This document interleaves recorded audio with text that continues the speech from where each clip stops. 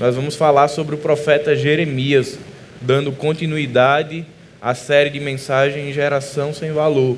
E agora, bem próximo do fim, semana que vem, a gente vai estar encerrando a série e falando sobre o grande homem, o grande Deus que se fez homem e habitou entre nós, Jesus Cristo. E vamos ter a oportunidade de ver de como todos os personagens que foram pregados na série, como todos se conectam com a pessoa de Jesus.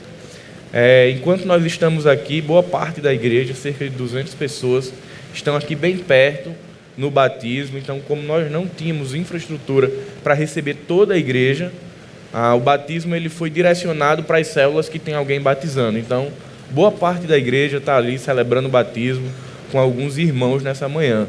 Então, certamente que a gente vai poder se alegrar, conhecer as pessoas que se batizaram e que estão se tornando membros da nossa igreja. Queria convidar você a abrir sua Bíblia no livro do profeta Jeremias, capítulo 20. Jeremias, capítulo 20, você vai deixar aberto. Nós vamos falar hoje sobre Jeremias, mas numa perspectiva de lembrar que o profeta era um ser humano. E por que é tão importante perceber que um profeta, um homem de Deus, antes de tudo isso, ele era um ser humano? Estamos aqui finalizando o mês de setembro e acredito que a maioria dos irmãos já ouviram falar, ouviram algum post em relação ao Setembro Amarelo, mês de prevenção ou de combate ao suicídio. Então, todos os meses, a Organização Mundial da Saúde, ela trabalha um tema, uma proposta de prevenção. E setembro é um mês específico para tratarmos a respeito do suicídio, de falarmos sobre dor, de falarmos sobre sofrimento. Eu fico feliz porque a nossa igreja é muito esclarecida e já vive dentro de uma perspectiva de que não somos super-homens, nem super-mulheres, nem super-cristãos, e de que somos fracos. Isso já é uma realidade na nossa cultura. Mas nós teremos a oportunidade de ver um homem, um profeta chamado Jeremias, que passa por um momento, uma circunstância de dor. Augusto Cury, ele fala em um de seus livros, ele diz o seguinte: todos fecham os olhos quando morrem, mas nem todos a enxergam quando estão vivos. A ideia que o Dr. Augusto Cury traz é que muitas vezes durante a vida corrida, durante a vida que tem um excesso de velocidade, a gente vai adoecendo e não percebe. Os homens em particular dão muito mais trabalho nessa área, pelo menos via de regra. A gente vai adoecendo, vai sentindo alguns sintomas, mas a gente só vai ao médico em último caso. A gente vai tocando o barco. De maneira geral, nós não damos muita atenção para alguns sintomas, para alguns indícios, para alguns apontamentos que a nossa vida vai trazendo e que ela vai dizendo, olha, você precisa parar, você precisa pedir ajuda. E às vezes a gente só percebe quando a situação já está muito difícil. Vivemos uma sociedade que é asfixiante, exaustiva e desgastante. Quando a gente termina o fim de semana, que volta para a realidade da vida, na segunda-feira, começa novamente as cobranças de metas para bater, de performance para ter no trabalho, de performance para ter na vida acadêmica, de exigências, de compromissos, de responsabilidades, e muitas vezes a gente já começa a segunda-feira cansado. Não é fácil viver dentro de uma atmosfera doentia. Alguns filósofos e antropólogos, eles dizem que a nossa geração é uma geração doente, que vivemos diante de uma sociedade doente. E as pessoas vão adoecendo e vão sofrendo, mas nós não temos tempo para parar e cuidar um pouco da saúde. E quando eu falo saúde, eu falo de saúde física, de saúde mental, de saúde espiritual. Nós não conseguimos ter uma vida preventiva. Geralmente nós somos... Depois de um diagnóstico, a gente corre atrás para recuperar algum dano. E a gente vai enveredando por essa realidade de doenças espirituais, de doenças físicas e psíquicas. Não é à toa que o nosso país, em específico, tem índices de adoecimento populacional gigantesco, índices assustadores de sofrimento, de angústia, tristeza, vazio. Poucas pessoas conseguem viver fora da bolha da sociedade. Poucas pessoas conseguem olhar para a sua agenda e dizer não para a sua agenda e colocar alguns momentos de lazer, de descontração, momentos com família, momentos com Deus. Geralmente nós vivemos reféns das nossas agendas, dos nossos compromissos e isso vai nos levando ao adoecimento. Vivemos numa atmosfera nociva, numa atmosfera danosa. Mas eu queria perguntar, crente sofre? Crente adoece? Crente tem depressão? Crente se suicida? Tudo isso acontece, né? Tudo isso na prática a gente vê indicadores. Na prática a gente vê cristão doente, na prática a gente vê cristão triste, depressivo, na prática a gente vê também, infelizmente, pessoas que chegam a tirar a própria vida. Mas o que me entristece é que muitas vezes a cultura evangélica, e aí não é o evangelho, ela nos prega e nos cobra uma realidade que não é real para quem é um ser humano. Uma realidade de que crente não adoece, que crente tem que estar sempre com um sorriso largo estampado no rosto, porque você precisa lembrar que foi salvo por Jesus. Sim, nós precisamos lembrar diariamente disso, mas isso não implica de que não teremos aflições, de que não teremos tristezas. O próprio Jesus se entristece profundamente quando perde Lázaro, ele chora. Quando ele está no Getsêmani, o texto vai dizer que ele é tomado por uma angústia, por uma dor, por uma aflição que é mortal. Então o próprio Jesus encarnado e vivendo entre nós, ele nos dá apontamentos de que o sofrimento ele faz parte da vida. Num mundo pós-queda, num mundo onde o pecado passou a habitar, sofrer faz parte do pacote chamado pecado. Semana passada, Arthur falou, sofrimento é natural, permanecer sofrendo não é. E a gente precisa entender justamente esse permanecer sofrendo, de observar alguns indicadores e de aprendermos de que, de fato, não somos super-homens, não somos super-mulheres, não somos super-cristãos, não somos super-pastores, mas somos humanos e somos frágeis e fracos. Uma pesquisa realizada pelo Instituto Schaeffer, em 2017, identificou que nos Estados Unidos, 35% dos pastores lutam contra a depressão. Ano passado, 3 pastores no Brasil se suicidaram. Semana passada, 2 pastores se suicidaram na mesma semana. Um se suicida, logo no outro dia, um pastor que viu a reportagem, ele faz um descritivo sobre a dor e o sofrimento, e alguns dias depois ele também vai ao suicídio. Então essas coisas têm batido na porta da igreja o tempo inteiro. E assim como a proposta do Café com Bíblia, às vezes nós precisamos parar e discutir aquilo que está lá fora e percebermos de como isso tem invadido a igreja. E de pedir que o Senhor nos mostre e nos deixe claro de que tudo isso é real. Em 2016, no Hospital das Clínicas de São Paulo, foi feita uma pesquisa que me deixou preocupado. Eles analisaram 50 prontuários de pessoas que foram a suicídio e que eram cristãs. E dentro desses prontuários, eles identificaram 3 compreensões daquelas pessoas. A primeira é: depressão é problema espiritual. A segunda, depressão é ação demoníaca. E a terceira, depressão é fruto de pecado e falta de fé. Muitas igrejas vivem essa perspectiva errada. Engraçado que se eu perguntar assim, crente tem gripe? Tem, né? Adoece? Se estiver jogando bola, machuca? Ninguém diz que é do diabo, ninguém diz que é do demônio, ninguém diz que é falta de fé. Mas tudo o que é adoecimento psíquico, muitas vezes esse evangelho raso que tem sido pregado aí fora, ele quer dizer e quer impregnar e nos colocar diante de uma realidade mentirosa, dizendo que isso é porque são problemas espirituais, é porque você está em pecado, é porque você não tem fé. Queridos, tudo isso faz parte da nossa humanidade. Nós não sofremos porque temos falta de fé. Nós não sofremos porque estamos agora distante de Deus. Isso faz parte de um mundo pós-queda. E mesmo sendo salvo em Jesus Cristo, eu não fui retirado desse mundo. Eu continuo fazendo parte. A oração de Jesus pelos seus discípulos é: Pai, eu não os peço que os tire do mundo, mas que os livre do mal. Então nós estamos expostos a todos os perigos e a todos os danos que qualquer pessoa. Se você sair daqui e for fazer um tour na favela do Rocinha, no Rio de Janeiro, você vai estar exposto como qualquer pessoa.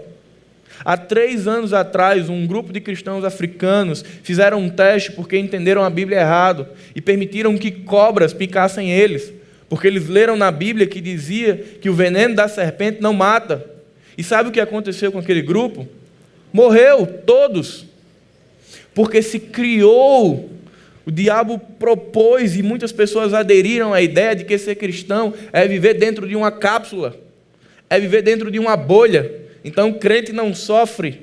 Se você está triste, meu irmão, leia e ore e está tudo resolvido. Parece muito espiritual, mas é uma falsa espiritualidade. Não é isso que o Evangelho faz.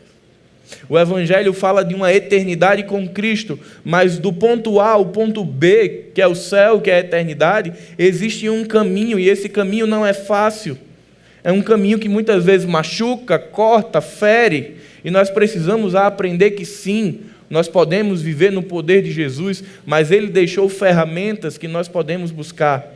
Ir ao médico, ir ao psicólogo, ir ao psiquiatra, não é dizer não a Deus. É dizer sim a Deus. É dizer, Senhor, eu creio que tudo o que foi criado foi a partir de Ti, e que deste condição ao homem de estudar, de produzir e de entender. Então, quando eu vou a um profissional, porque eu lembro que eu sou humano, eu estou dizendo, Deus, eu dependo de você. Eu estou indo a esse profissional, mas o Senhor está usando ele como instrumento e como ferramenta na minha vida. Então, tudo depende de como nós enxergamos. Oséias capítulo 4, verso 6, o profeta disse: eis que o meu povo está sendo arruinado por falta de conhecimento. Muitas vezes não conhecemos sobre, não nos interessamos a respeito da realidade do sofrimento humano e vamos criando ali algumas respostas que são espirituais, que são enganosas, para ir vivendo nessa atmosfera sem perceber. A Bíblia nos dá alguns exemplos de homens que entraram num estágio de profundo sofrimento. Talvez você lembre do profeta Elias, o desafio com os profetas de Baal. Elias tem ali uma experiência extraordinária com Deus. Mas se você ler o capítulo seguinte, quando ele sai, quando a rainha põe agora a cabeça de Elias a prêmio, o texto vai dizer que ele vai para a sombra de uma figueira e ele começa a lamentar e a pedir a morte. Perceba, no dia anterior, experiência extraordinária com Deus. No dia seguinte, estado de profunda tristeza. Nada mais é do que ele ia ser um ser humano. Talvez eu e você já tenhamos vivido isso rotineiramente.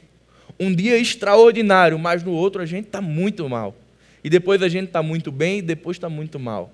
Esse é o ciclo também de Israel o tempo inteiro. Em alguns momentos, muito bem com Deus. Daqui a pouco, idolatria, prostituição, distanciamento de Deus e aquela gangorra sempre o tempo inteiro. Jeremias capítulo 20, do 1 ao 7, eu queria que você acompanhasse. Passur, filho de Imer, sacerdote encarregado do templo do Senhor, ouviu que Jeremias profetizava. Mandou prender o profeta Jeremias e ordenou que açoitassem e pusessem no tronco junto à porta de Benjamim, no templo do Senhor. No dia seguinte, Passur o soltou, e Jeremias disse: Passur, o Senhor mudou seu nome. De agora em diante você será chamado de homem que vive em terror. Pois assim diz o Senhor: enviarei terror sobre você e sobre todos os seus amigos, e você verá quando forem mortos pelas espadas do inimigo. Entregarei o povo de Judá ao rei da Babilônia, e ele os levará presos para a Babilônia, ou os atravessará com a espada. Entregarei Jerusalém nas mãos de seus inimigos, e eles saquearão todos os tesouros da cidade, as pedras preciosas, o ouro e a prata de seus reis, e levarão para a Babilônia. Você, Passur, e todos em sua casa serão levados para o exílio na Babilônia. Ali morrerão e serão sepultados, você e todos os seus amigos, e a quem você profetizou mentira. Jeremias era um jovem profeta. Quando Jeremias é chamado por Deus, ele tem aproximadamente 20 anos. E Jeremias fica exposto a 3 grandes dificuldades. A primeira delas era que o seu chamado era desafiador. Jeremias não nasceu para ser profeta. Quando nós lemos do capítulo 1 ao 19, Jeremias nasceu para ser sacerdote. Toda a sua família Toda a sua família era de sacerdote. Seus pais, seus avós. Jeremias foi trabalhado, ensinado, preparado para ser sacerdote. E aí eu queria que você pensasse comigo. O que é que dá mais trabalho? Lidar com gente ou lidar com coisas? Gente, né? É sempre mais fácil lidar com coisas. A gente organiza, deixa essas cadeiras aqui. Se nós voltarmos aqui, não vai ter nenhuma teimosa. Vai estar tudo aqui do mesmo lugar. Agora pegue um grupo de pessoas, diga a ela que fique aqui e vá meia hora. E volte depois. Provavelmente não tem mais ninguém em lugar nenhum. O exercício do sacerdócio era muito mais simples. O sacerdote não precisava conviver com pessoas, ele convivia com rituais, com ritos, com preparos, com festividades. Então, quando Deus diz, Jeremias, vem ser profeta, o meu chamado para você é de ser profeta, ele já começa tirando o profeta, o jovem rapaz, de uma zona de conforto. E Jeremias reclama para Deus. Ele fica inquieto, ele fica angustiado, não era isso que ele queria, mas agora ele seria porta-voz de Deus. A segunda dificuldade era que Jeremias estava imerso num contexto difícil, talvez um dos piores momentos de Israel, quando o seu rei Manassés estava reinando, considerado um dos piores e mais cruéis reis de Judá. O povo era idólatra, o povo era mentiroso, o povo gerava filhos e entregava esses filhos em um ritual a deuses pagãos. O povo tinha se voltado contra o Senhor, e é nessa atmosfera que Jeremias tem que ir. Então imagine, Jeremias já não queria ser profeta, e como se não bastasse, agora ele tinha que ser profeta em um dos tempos mais difíceis de toda Israel. E por fim o seu ministério seria como jogar pérolas aos porcos, como falar ao vento. Ele falava ao povo, o povo não ouvia. Pelo contrário, o povo reclamava porque dizia, Jeremias, tu só tem palavra dura, cara. Você não tem uma bênção para a nossa vida, você não tem uma palavra de conforto, porque todas as mensagens de Jeremias eram chamadas ao arrependimento, anunciavam juízo. Então o povo não queria contato com Jeremias, Jeremias vivia só. O povo apedrejava Jeremias, o povo maltratava Jeremias, o povo falava mal de Jeremias. E aí eu lhe pergunto, como que fica a cabeça de um homem nesse contexto? Ele está fazendo algo que no início ele não queria, ele está num tempo muito difícil para a vida dele, ele está sozinho e ninguém o apoia. Como que esse homem fica? Se ele fosse um super crente, um super homem, nada o abalaria, concorda? Mas antes disso, Jeremias era humano. Então todas essas circunstâncias afetavam Jeremias. Tudo isso o fazia sofrer. A primeira característica da história de Jeremias, a primeira lição, é de que sofrimento lembra que nós somos humanos. Jeremias viveu contextos de ameaça de morte. Jeremias foi jogado em uma cisterna pelo povo. Jeremias foi, como no texto do versículo 1 ao 6, ele profetiza, Passur não gosta, manda prender Jeremias e o coloca na coluna do templo para que seja espancado. Sofrimento físico, dor física. Mas não para por aí, não bastou a Passur prender e açoitar Jeremias. Ele pede para que Jeremias fique até o outro dia preso na coluna do templo, e aí era uma área comum, pessoas indo e voltando. Então você imagine as pessoas passando e reconhecendo o profeta e o vendo espancado, sofrendo, exposto à vergonha, à dor e à humilhação. Esse sofrimento agora ele não é mais apenas físico. Ele agora é um sofrimento que é espiritual, porque o faz questionar a Deus. É um sofrimento que é emocional, porque coloca o profeta num momento de dor e de sofrimento e de tristeza. E ele também é um sofrimento psíquico. A partir do verso 7, a gente vai ver Jeremias confuso na sua relação com Deus. E tudo isso faz parte de um homem que servia a Deus. Jeremias sofreu. E nós também sofremos. Talvez eu e você não estejamos sofrendo pelo mesmo motivo que Jeremias, talvez não da mesma forma que Jeremias, e talvez não na mesma intensidade que Jeremias. Mas certamente que cada um de nós que estamos aqui tem aquele calo, tem aquele lugar que sempre está machucado. Jeremias, assim como Jó, ele expõe isso para Deus. Ele pega esse fardo que está pesado e o joga para o Pai. Mas e nós? Onde temos colocado a nossa dor? Para onde tem ido a lágrima que não escorreu? Para onde tem ido aquela oração de lamento que nunca foi feita? Para onde tem ido aquele pedido de ajuda e de socorro que nunca foi dito? Às vezes a gente tem um cômodo chamado corpo e sempre tem um local onde a gente guarda toda sujeira. Talvez na sua casa você tenha isso. Aquele quarto que você vai botando tudo que é tranqueira, né? As pessoas chegam na nossa casa, vê a casa impecável, mas tem aquele quarto que é bom que ninguém entre, porque lá tem tudo que estava espalhado pela casa que você não quer que ninguém veja. Quantas vezes na nossa vida com Deus e na nossa vida aqui na terra, a gente faz a mesma coisa. A gente estampa um sorriso de alegria e de perfeição e de uma vida que está sempre tudo muito bem, mas tem aquele quarto escuro, aquele quarto que a gente já nem lembra mais onde está a chave. E lá está cheio de sofrimento, está cheio de dor, está cheio de memórias que maltratam, está cheio de pensamentos autodestrutivos. Lá esconde uma vontade de desistir, uma vontade de chorar, mas ninguém pode ver. Tem que ficar escondido. Quantas pessoas vocês conhecem que quando nós perguntamos, está tudo bem? E aquela pessoa diz o quê? Está tudo bem.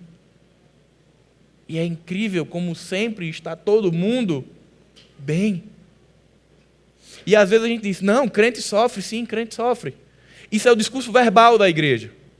Mas pense aí nos seus últimos 30, 60 dias, de quantas vezes nós tivemos coragem de dizer, não está tudo bem. E aí eu queria ser muito enfático nisso, porque é um caminho distinto entre o falar e o fazer, é difícil para mim também.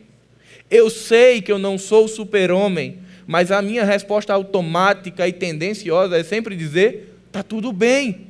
Quantas e quantas vezes eu não estou bem? Eu estou ansioso, estou angustiado, estou triste, mas eu não tenho coragem de dizer. E a gente sabe que não é essa a perspectiva do reino, a gente sabe que não é isso que o Evangelho nos propõe, mas a gente faz diferente. Porque sem querer essa pressão do mundo, essa pressão religiosa, de que crente é super-homem, de que crente está sempre bem, faz com que a gente não tenha coragem de dizer, olha, está doendo, está machucando. E a gente vai dia após dia sempre muito bem. Por isso a pergunta, onde está a lágrima que nunca rolou? Precisamos, olhando para a vida de Jeremias, ter coragem de buscar essa chave e de destrancar esse quarto escuro e de colocar essa sujeira para fora. Seja colocando isso aos pés da cruz e pedindo que o Senhor troque o nosso fardo, seja chegando para os nossos irmãos, que é o braço, é o calor de Deus na nossa vida, dizendo eu preciso de ajuda, ou seja indo atrás de algum profissional. Mas nós precisamos aprender a pedir ajuda. Spurgeon foi um dos homens que marcaram a sua época, um dos maiores pregadores de todos os tempos. Mas ele viveu intensas dores e sofrimentos. Certa vez ele falou, poderia chorar durante horas como uma criança, mas ainda assim não saberia porque estava chorando.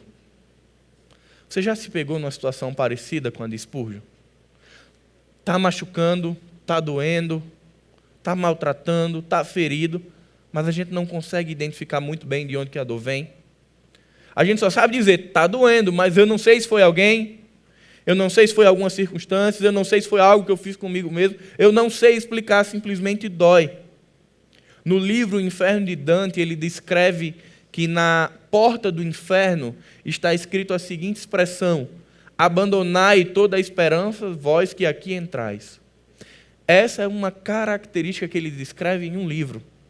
Mas pessoas que vivem em depressão, pessoas que começam a pensar em suicídio, elas vivem uma característica muito sintomática, a ausência de esperança. Nós poderíamos falar aqui de sintomatologia orgânica, mas eu queria me deter a essa. a ausência quase que total de esperança, de que as coisas possam mudar, de que o amanhã pode ser diferente. Simplesmente a dor e o sofrimento tomam conta totalmente e dizem, olha, não há o que ser feito.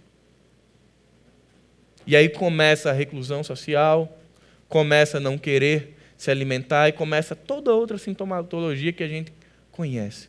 Mas a falta de esperança é uma das que mais me impressiona. Abraham Lincoln exclamou certa vez, sou agora o mais miserável dos homens. Se aquilo que sinto fosse distribuído igualmente a toda a família humana, não haveria um rosto alegre sobre a terra. A dor desse homem era tão profunda que ele diz, olha, se eu dividir com todos vocês, todo mundo aqui vai ficar triste. Então eu prefiro ficar triste sozinho. Porque a mente do super-homem é assim, eu não vou contar para Martinha. Primeiro porque Martinha não vai conseguir me ajudar. E segundo, por que eu vou dividir minha tristeza com ela e deixar ela triste? É melhor sofrer sozinho. É isso que o diabo tem colocado na mente das pessoas e tem colocado muitas vezes dentro da igreja. É melhor sofrer sozinho. Mas o que o Evangelho diz é melhor viver, sofrer, se alegrar e seja o que for, juntos. O Evangelho é um convite a uma vida de comunidade.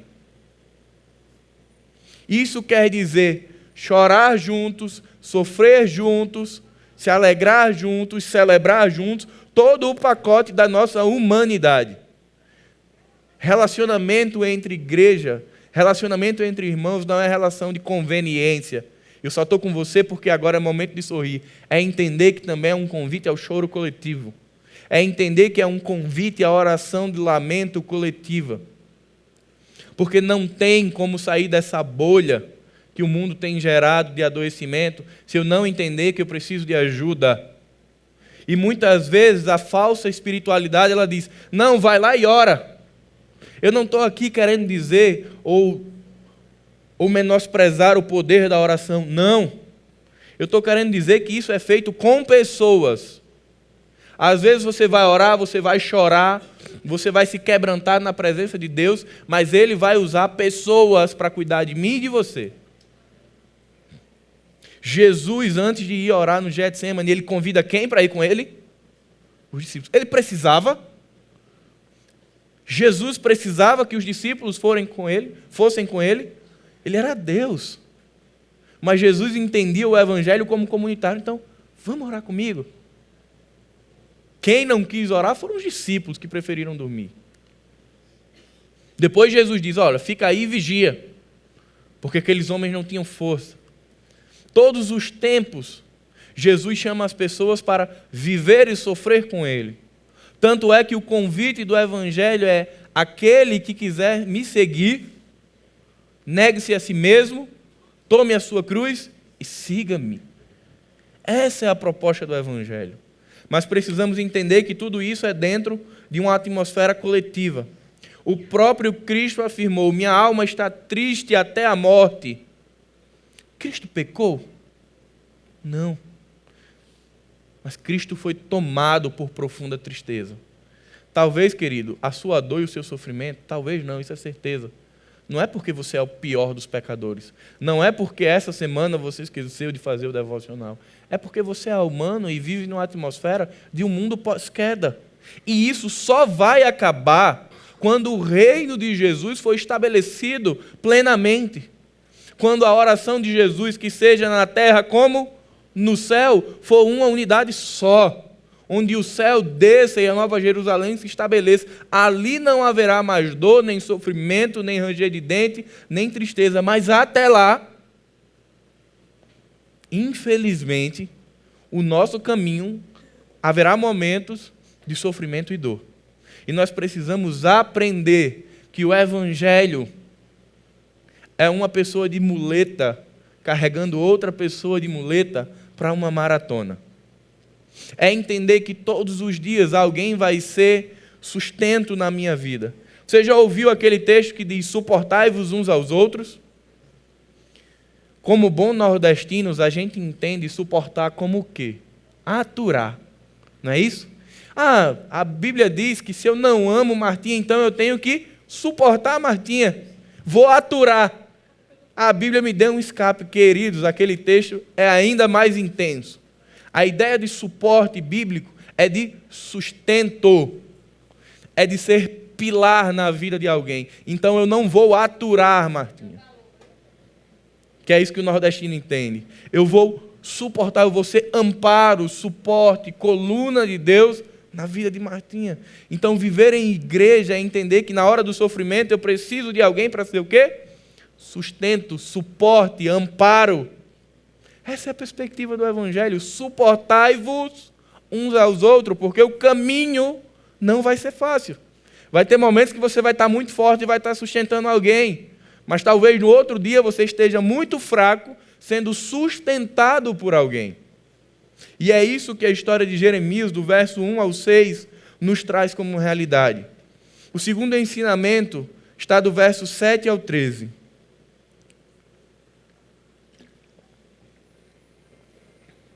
Ó Senhor, Tu me constrangestes, e eu me deixei constranger. És mais forte que eu e prevalecestes. Agora sou motivo de zombaria todos os dias, todas as pessoas riem de mim. Pois sempre que abro a boca é para gritar, violência e destruição. Essas mensagens do Senhor me transformaram em alvo constante de piadas. Mas se digo que nunca mais mencionarei o Senhor, nem falarei em seu nome, sua palavra arde como fogo em meu coração. É como fogo em meus ossos. Estou cansado de tentar contê-la, é impossível. Ouvi muitos boatos a seu respeito. Me chamam de homem que vive em terror e me ameaçam. Se disser alguma coisa, o denunciaremos. Até os que se dizem meus amigos íntimos me vigiam e esperam que eu cometa algum erro fatal. Dizem, ele cairá em sua própria armadilha. Então nos vingaremos dele. O Senhor, porém, está ao meu lado como poderoso guerreiro, e diante deles, meus perseguidores, os verei tropeçar, e não conseguirão me derrotar. Fracassarão e serão totalmente humilhados. Sua desonra jamais será esquecida. Ó Senhor dos exércitos, Tu provas o justo e examinas pensamentos e emoções. Permite que eu veja Tua vingança contra eles, pois coloquei minha causa em Tuas mãos. O segundo ensinamento de Jeremias é que o desânimo nos lembra que somos instáveis. Nesse texto, nesse pequeno fragmento, o profeta ele mistura tudo no liquidificador. Medo, angústia, dor, desespero, aflição, ao mesmo tempo ele ora, se alegra, louva. É uma incrível batida de humanidade. Ele começa reclamando. E ele começa com uma decisão: não vou mais falar. Mas no versículo seguinte ele diz: eu não consigo, porque a tua palavra é como fogo que arde. Quantas e quantas vezes, por estarmos mal, por estarmos tristes, nós desanimamos. Acho que 2 ou 3 domingos atrás eu falei aqui de como o homem, muitas vezes, ele é o mais manhoso, né? Se você pensar de uma maneira geral, toda a vida que tem alguma parte do nosso corpo que está doendo, o que é que a gente tem que fazer? Repousar. Só que do repouso a gente migra para o desânimo. Dor, sofrimento, angústia, aflição, tudo isso faz com que nós, seres humanos, queiramos o tempo inteiro parar. O problema é quando isso ganha uma nova dimensão e começa a querer parar de viver. Pessoas, por estarem sofrendo, por estar doendo, elas começam a querer parar de viver. E por mais que nós leiamos na palavra que o morrer é o quê? Lucro. Se a gente fizesse uma enquete bem rápida aqui, veríamos que não tem ninguém capitalista, não tem ninguém querendo lucro. A Bíblia diz que o morrer é lucro. Quem quer ter esse lucro hoje, agora, neste momento? Não precisa responder. A morte é algo antagônico ao ser humano. A gente, por mais que nós saibamos que se nós partirmos agora, nós teremos um encontro com Jesus, a gente não quer ter esse encontro agora. Senhor, segura mais uns 60 anos aí que eu quero ter esse encontro com o Senhor. Perceba, mas a gente crê no Evangelho. E o que é que acontece com algumas pessoas que, de repente, essa coisa que a gente quer tão distante, chamada morte, ela começa a ser uma solução. Aquilo que era impensável começa a ser pensável. Aquilo que não fazia sentido passa a fazer sentido. Nada mais é do que a gangorra das emoções, do que o fato de que estamos o tempo inteiro instáveis. Uma hora nós queremos isso, outra hora nós não queremos isso. Uma hora nós estamos em comunidade, outra hora nós estamos sozinhos. E é exatamente o resultado dessa instabilidade, desse desânimo, que vai levando muitas pessoas a se entregarem a pensamentos de destruição. Jeremias era um homem de Deus, mas aqui, nesse momento, ele estava confuso. Ele sabia do que era viver aos pés de Deus. Mas, nesse momento, ele estava olhando muito mais para a circunstância do que para a sua memória. Você já percebeu que o ser humano, a gente gosta sempre de descartar as coisas quando elas estão ficando velhas? A gente compra um quadro, vai casar, compra um quadro que representa a sua história, aí você coloca ele na parede. Pá! Lindo, maravilhoso. O tempo vai passando, o que acontece com o quadro? Começa a amarelar. Ele começa a se degradar das pontas para o meio, né? As extremidades dele vão se degradando. Geralmente, o que é que a maioria das pessoas fazem? Troca por outro. Simples. Põe fim a este quadro e põe outro. Quantas pessoas querem restaurar um quadro? Quantas pessoas dizem, não, se eu cortar a extremidade, eu reaproveito todo o resto que está perfeito?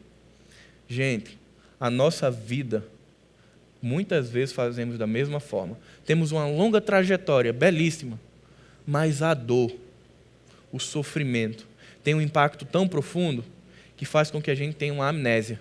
E a gente simplesmente não lembra do que está para trás. A gente lembra só da ponta do quadro. E a gente diz, o quadro todo não presta mais. O que é que eu tenho que fazer? Acabar com ele. Porque é isso que a dor e o sofrimento faz. Ela nos faz olhar apenas para um ponto, que é onde dói.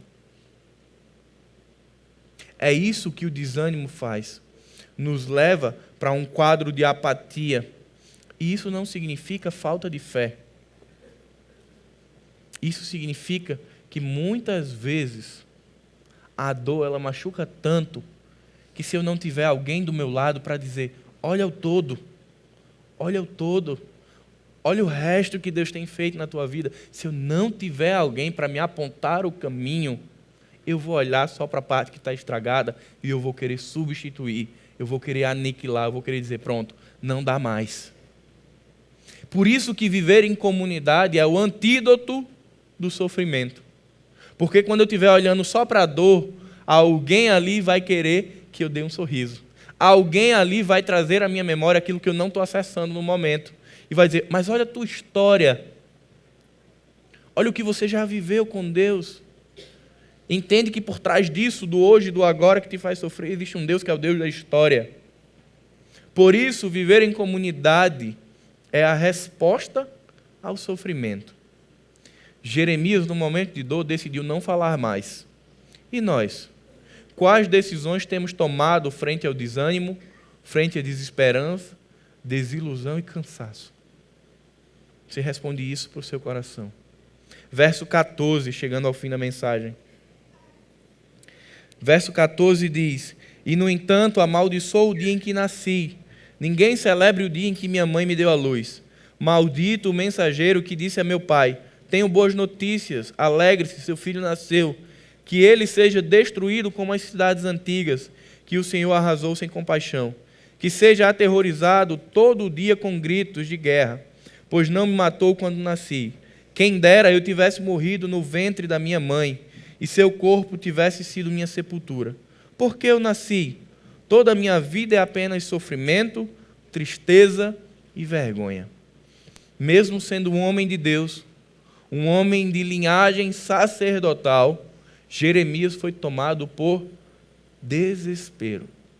E é nesse momento que o sofrimento de Jeremias desfere o principal golpe contra esse profeta, que é questionar a sua vida. Jeremias diz, amaldiçoou o dia em que eu nasci. Maldito seja aquele que deu a notícia aos meus pais de que eu nasci. Homem de Deus, queridos. Profeta. Sofrendo, desanimado e agora desesperado. Vocês lembram o que eu falei lá no início? Jeremias estava sozinho. Não tinha ninguém na jornada com Jeremias. É por isso que a partir do verso 21 é Deus quem fala diretamente ao profeta. Porque não tinha uma pessoa para dizer, Jeremias, mas isso e aquilo. Essa solidão que Jeremias estava submerso, esse quadro de sofrimento profundo que Jeremias estava vivendo, fez sim com que neste momento ele colocasse em xeque a sua vida. É a mesma coisa que acontece com Elias, é a mesma coisa que acontece com Salomão, é a mesma coisa que acontece com Davi, e é a mesma coisa que acontece comigo e com você e com tantas outras pessoas no mundo todos os dias. E não é porque somos cristãos que estamos dentro de uma cápsula do tempo sem sermos acessados ou tocados por esse tipo de pensamento. Isso daqui nos lembra, olhando para Jeremias, nessa situação de que nós somos humanos, de que não somos superpoderosos, que não existe uma hierarquia espiritual onde eu possa me colocar e dizer, agora eu sou inatingível. Tem gente que é espiritual demais. A própria palavra, ela diz que nós temos dois lados enquanto estivermos aqui. Somos espirituais porque recebemos o Espírito de Deus. O Espírito Santo habita em nós, mas ainda estamos presos ao transitório pela matéria, pelo estado pós-queda. Mas tem gente que acha que não. Tem pessoas que só pisam aqui, gente, porque ainda não aprenderam a flutuar, que já se tornaram arcanjos, vice-deus. Pessoas espirituais não sofrem, não têm problema, não têm angústia, não têm aflição, não são humanos. Que nessa manhã a gente possa sair daqui lembrando que somos seres humanos. Porque quando a gente entende isso, isso nos leva de volta para a cruz. Cada vez que eu esqueço que eu sou pequeno, que eu sou fraco, que eu sou frágil, que eu sou ser humano, cada vez mais eu enveredo pela linha da autossuficiência e independência. Quanto maior for a sua consciência e a minha consciência de que somos humanos, fracos, frágeis e pecadores, mais isso nos levará a Cristo, mais isso nos levará a pessoas, mais isso nos levará a procurar ajuda, porque sabemos que não dá para fazer sozinho. A minha oração é que nessa manhã a gente saia daqui com a convicção de que somos seres humanos e que vivemos na dependência e pelo poder do Espírito Santo. De que entendamos que o Evangelho é poder de Deus na nossa vida, mas que ele chega até nós por diversas formas. Quando você teve um encontro com Jesus, o Evangelho, que é poder de Deus, ele chegou por meio de uma pessoa. Provavelmente Deus não falou no seu quarto, numa madrugada, e disse, filho, vem. Foi alguém que foi instrumento de Deus para te levar o bem mais precioso, a salvação. Foi pessoa, foi seres humanos. Foi uma pessoa que foi livre do pecado, que agora leva esse bem precioso e te dá. Então não esqueça que é um ser humano e não escolha viver sozinho. E para terminarmos, 2 Coríntios 1, verso 3 e 4 diz, bendito seja Deus e Pai de nosso Senhor Jesus Cristo, o Pai de misericórdias e de toda a consolação. É Ele que nos conforta em toda a nossa tribulação, para podermos consolar os que estiverem em qualquer angústia, com a consolação com que nós mesmos somos contemplados por Deus. Ministério da consolação, é o ministério do Espírito Santo compartilhado com a igreja. Nós temos essa missão de consolar e de confortar e de encorajar uns aos outros. Que nós possamos viver esse exercício do ministério. Que a célula seja o ambiente para a gente mostrar mais do que a nuca. Porque culto, celebração de domingo, eu só conheço a sua nuca e a sua testa. É na célula, é na vida, que a gente conhece o coração. No culto não dá tempo de dizer, estou passando por isso e preciso de ajuda. A gente entra e daqui a alguns minutos a gente faz o quê? Sai. E tudo que a gente trouxe no coração, às vezes a gente leva. Na célula, na vida em comunidade, às vezes a gente entra e deixa lá. A gente troca o fardo com Jesus na célula. Porque são as pessoas, é a comunidade, é a igreja, que é os braços de Deus. E que recebem parte do nosso fardo. Então que você possa estar orando para ter essa coragem de todos os dias lembrar que é humano e de pedir ajuda.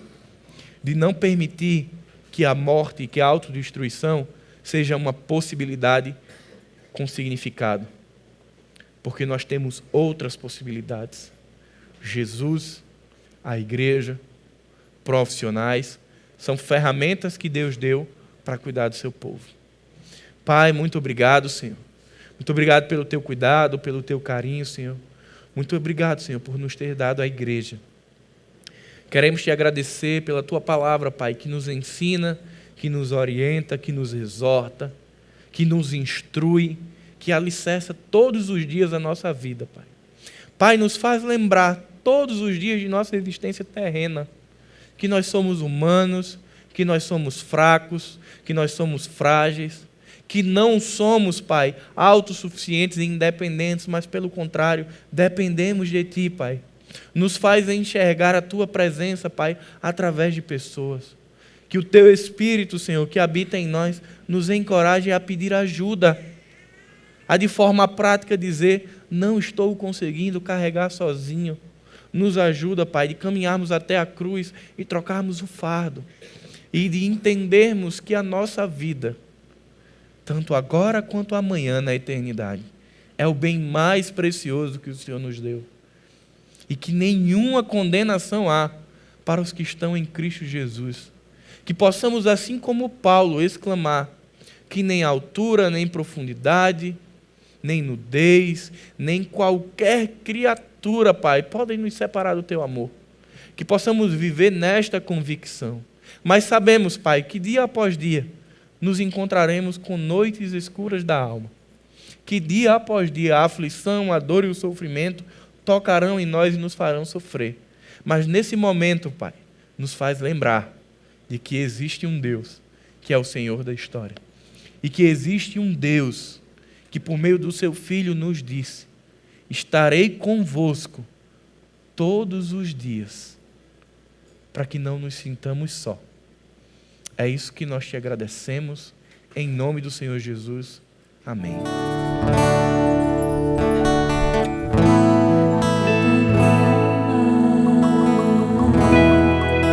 Faz meu coração ouvir tua voz.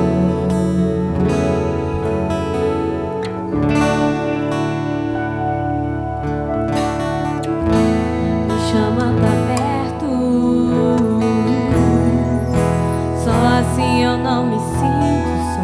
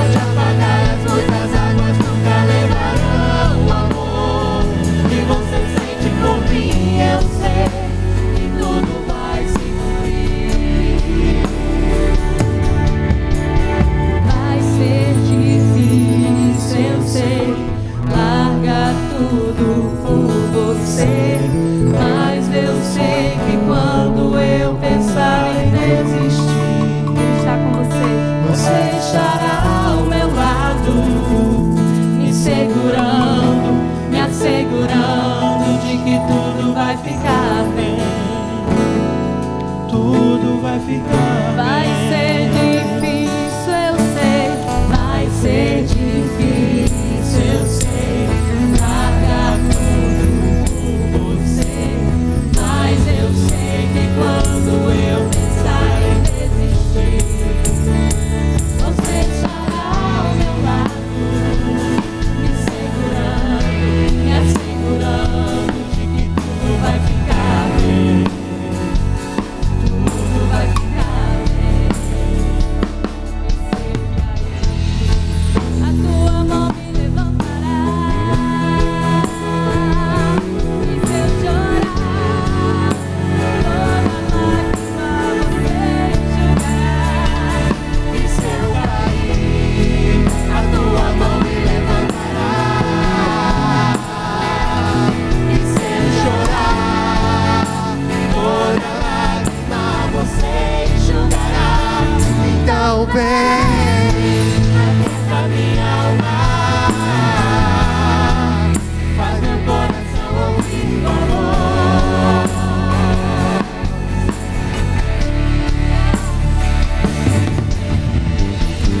Me chama pra perto, só assim eu não me sinto só.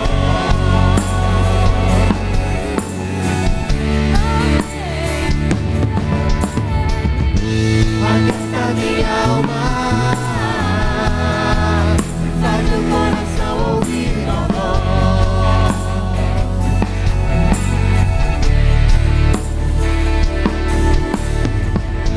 Me chama pra perto, só assim eu não me sinto só.